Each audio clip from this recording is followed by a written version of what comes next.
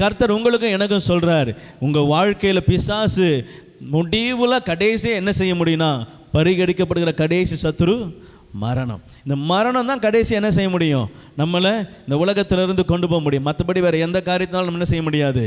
அப்போ ஆண்டவர் சொல்றாரு, நீங்க அதுல ஜெயிக்கும்படியா இப்போ என்ன செய், உத்தம விசுவாசியா இரு, விசுவாசத்தில் உறுதியாக இரு, ஸ்தோத்திரம் பண்ணு.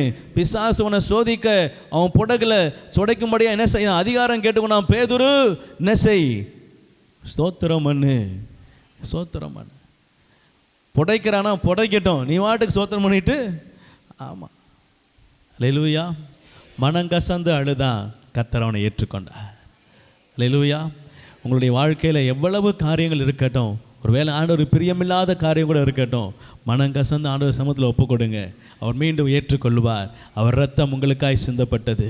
அவர் சிந்தின ரத்தத்தை இப்பொழுது உங்கள் மேலே கொடுக்கிறார். நீ ஜெயம் கொள்ளும்படியாய் அழைக்கப்பட்டிருக்கிற ஜெயத்துக்கு நேராக உங்கள் இருதயத்தை என்ன செய்யுங்க, திருப்பிக் கொள்ளுங்க. கர்த்தர் உங்களை ஆசீர்வதிப்பாராக.